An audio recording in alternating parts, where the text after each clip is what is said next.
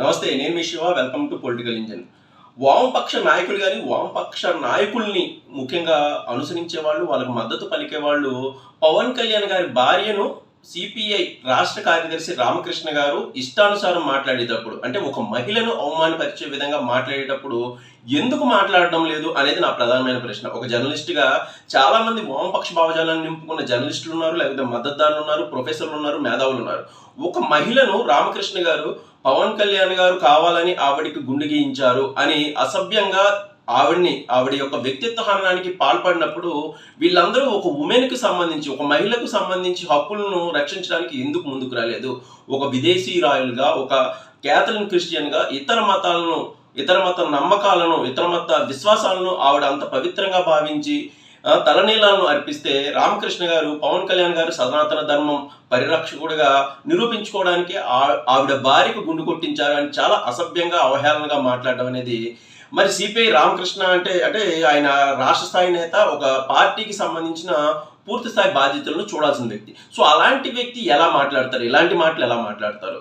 పవన్ కళ్యాణ్ గారి సనాతన ధర్మానికి ఆవిడ మొక్కుకు ఎలాంటి ఎక్కడ కూడా ఏమీ అసలు సంబంధం లేని విషయం. ఆవిడ ఒక తల్లిగా, ఒక తల్లి మనసుగా మొక్కుకొని వచ్చి తలనీలాలు అర్పించడం కాకుండా 17 లక్షలు అన్నదాన ట్రస్ట్కి ఇవ్వడం, అన్నదానంలో స్వయంగా పాల్గొనడం, అది అందరూ హర్షించదగ్గిదే. చాలా మంచి పాజిటివ్ రెస్పాన్స్ వస్తున్న తరుణంలో, లేకపోతే ఆవిడ యొక్క ఔన్నత్యం కానీ, ఒక మతాన్ని నమ్మి ఒక మతానికి పూర్తి స్థాయి గౌరవం ఇచ్చిన విషయంలో ఆవిడని అభినందించాల్సింది పోయి ఆయన ఇష్టానుసారం మాట్లాడడం, మరి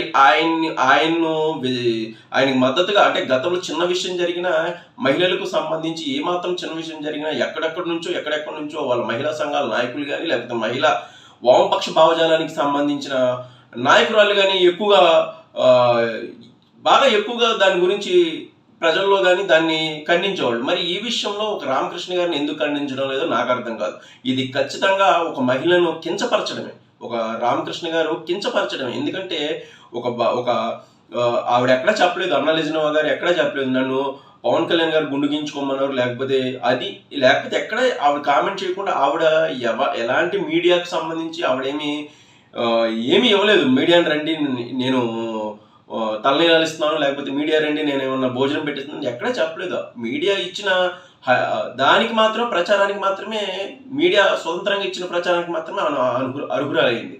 సో దీన్ని కనీసం బేస్ చేసుకోకుండా ఇష్టానుసారం పవన్ కళ్యాణ్ గారి సనాతన ధర్మవాదానికి, లేకపోతే ఆవిడ నమ్మకానికి ముడిపెడుతూ ఇష్టానుసారం మాట్లాడడం అనేది నిజంగా ఒక మహిళను, ముఖ్యంగా వివాహం ఆడిన ఒక మహిళను నిజంగా కించపరచడమే, ఆవిడ యొక్క విశ్వాసాలను కించపరచడమే, ఆవిడ యొక్క గౌరవాన్ని కించపరచడమే. సో ఖచ్చితంగా దీని మీద అయితే సిపిఐ రామకృష్ణ గారు క్షమాపణ చెప్పాలి. అలాగే వామపక్షాలకు సంబంధించి వామపక్ష నాయకులను చాలా గట్టిగా మద్దతు ఇచ్చే కొందరు కూడా దీనికి ఖచ్చితంగా సమాధానం చెప్పాల్సిన అవసరం ఉంది. ఇష్టానుసారం ఒక విదేశీ మహిళను ఇష్టానుసారం మాట్లాడడం అనేది మన భారతదేశ సంస్కృతి సంప్రదాయం కాదు.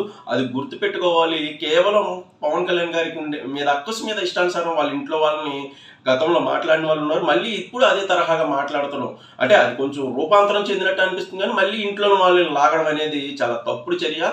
సో ఈ సిపిఐ రామకృష్ణ గారు, మరి ఈయన వింతవాదమో కానీ తెలుగుదేశం పార్టీ చంద్రబాబు నాయుడు గారిని కలుస్తారు, పనులు కావాలని అడుగుతారు, చాలా అద్భుతం, మీరు ఆహా ఓహో అని చంద్రబాబు నాయుడు గారిని పొగుడుతారు. పవన్ కళ్యాణ్ గారి దగ్గరికి వచ్చేటప్పటికి మాత్రం ఆయన ఎందుకో ప్రతిసారి అక్కసు వెలగొక్కుతుంటారు. కూటమిలోనే ఉన్న పార్టీలు ఇవి, తెలుగుదేశం కానీ జనసేన కానీ.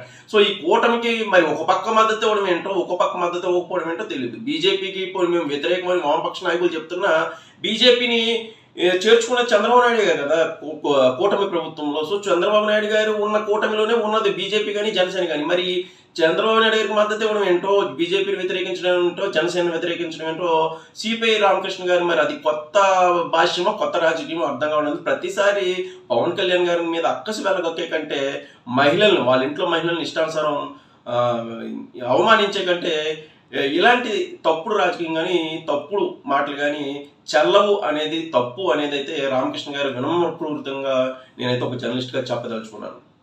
Thank you.